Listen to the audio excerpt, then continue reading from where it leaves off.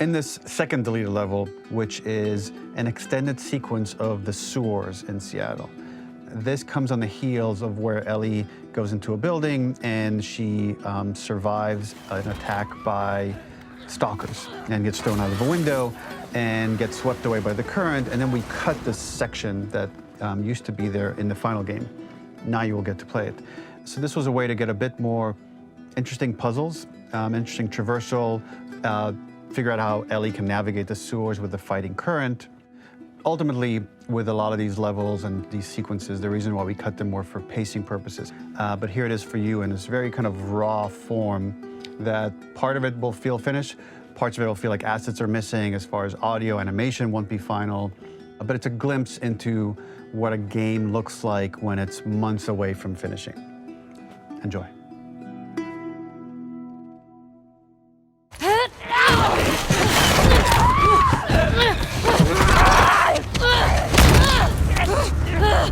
Sai! Cima de mim!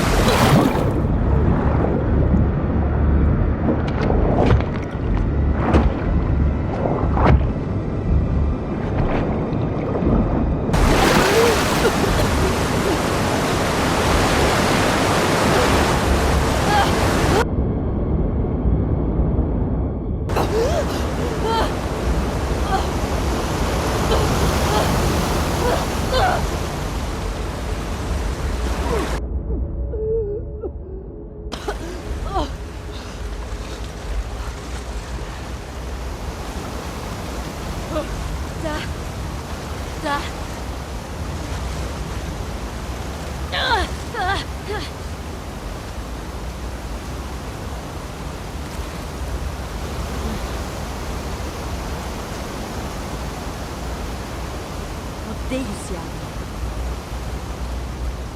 Tá. Onde que eu tô? This level, internally known as Find Nora, was quite long in duration as we had to make Ellie traverse a far distance to the opposite side of downtown Seattle. The sewer section was originally longer than what we released the game with, approximately 10 minutes more. This was one of the few areas of the game that used water flow as part of a traversal puzzle. The player has to go upstream to use the current to get to the platform to reach the other side. We mostly cut this mechanic game-wide, however it remained in essence in the section swimming to the aquarium as Ellie when you were avoiding the waves.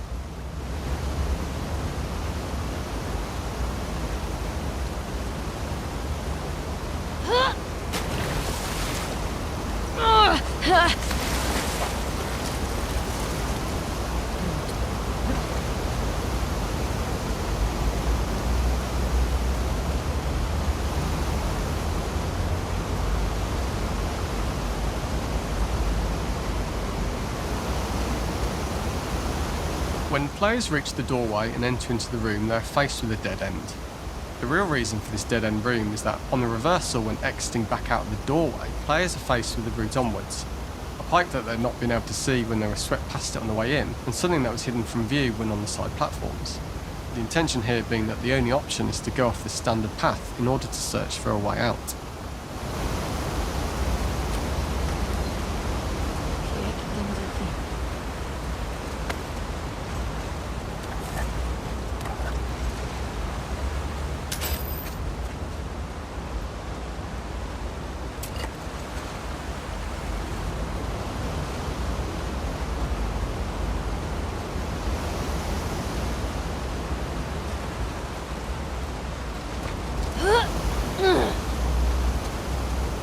Me tira desse lugar, caralho. Throughout the rest of the level, we also used light to indicate to the player that they were heading in the right direction. At each turn, however, we blocked the direct route forward. Players would know that they just have to keep finding alternative paths, promoting those feelings of being desperate and trapped.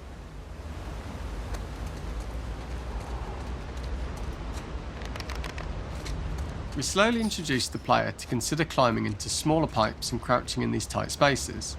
This is to slowly build up to, and encourage, the player to climb into such a small pipe that they'd have to be crawling on their stomach, which is something that the player previously may not have recognised as a playable space, let alone the desired route they need to take.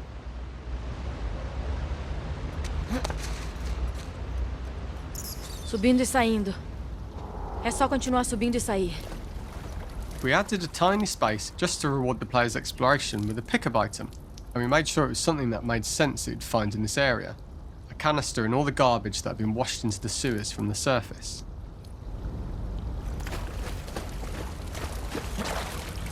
We loved the idea of making Ellie prone through a tiny dirty pipe in order to get out, as it was a great opportunity to use our prone mechanic. A unique camera setup was created to support crawling in these pipes, as the standard prone camera is much higher above the player. We also created custom collision in order for Ellie to manoeuvre in these tight spaces easily. Initially, the oblong collision capsule around her character caused issues crawling around corners.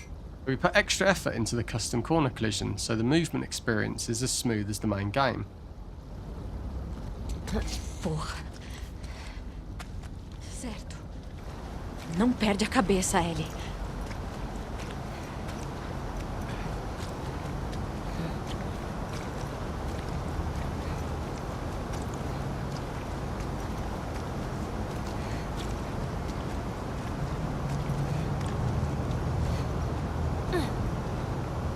In order for the player to feel cramped, claustrophobic and desperate, we'd been enforcing the traversal mechanics that allow for a tight environment which promote these feelings. We introduced the use of the squeeze through so that we can keep the player feeling enclosed and tight, but without repeating the same geometry. Here we change from low ceilings with wider walls to high ceilings and tight walls to change up the spatial pacing and keep the level from repeating itself.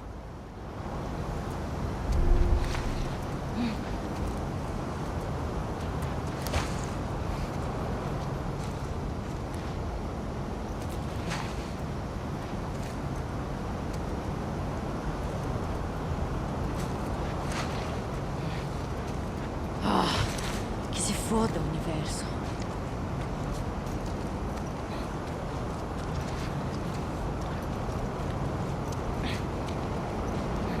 Aqui é um lugar bem merda pra morrer.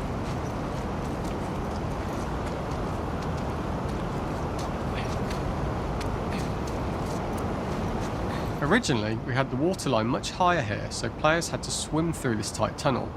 However, from watching user test feedback, it was occasionally causing people to discount the route entirely and turn back on themselves. So to avoid any risk of this happening in the final game, we present a lower water level so the tunnel is easy to see and commit to using. Although this isn't as impactful without the prone swim, it's the better decision as it means a smoother experience for the player with no backtracking frustration.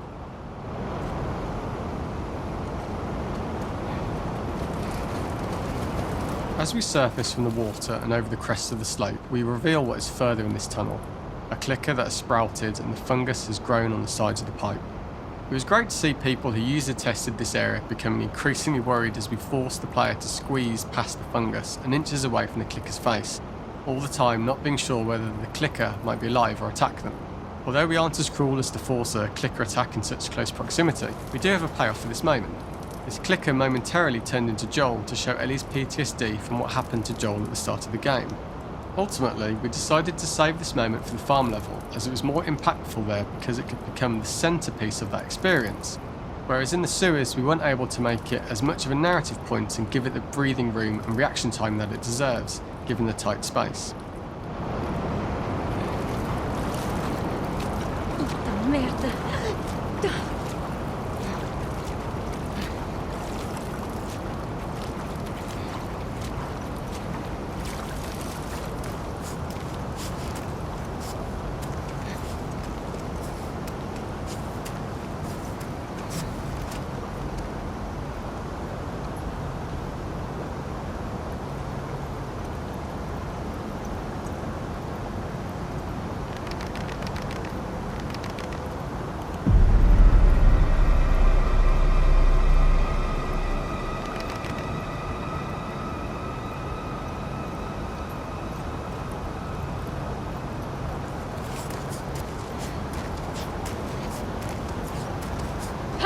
Merda!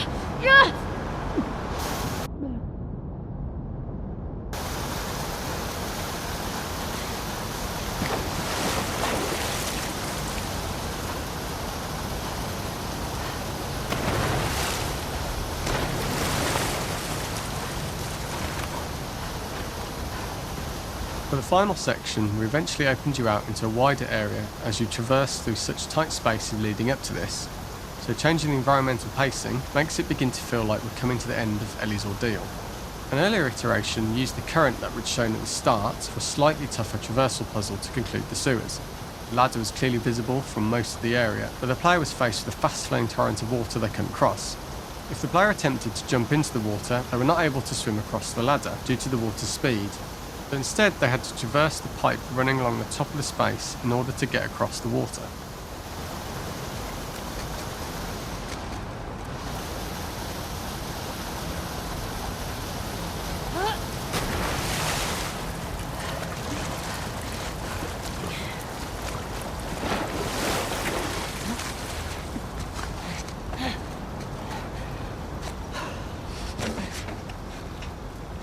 Using this pipe was retained in the iteration we shipped with, as it's the last of the extreme methods Ellie has to undergo in order to escape the sewers, and what she will go through in her pursuit of revenge.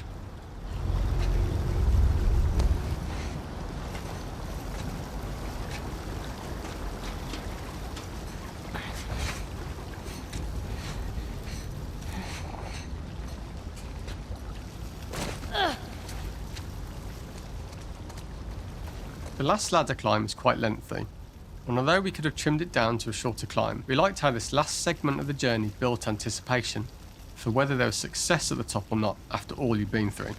Ultimately, the ladder exits out into the subway station, which is how it connects in the final game. Ellie then has to find her way to the hospital from here, crossing paths with the scars for the first time.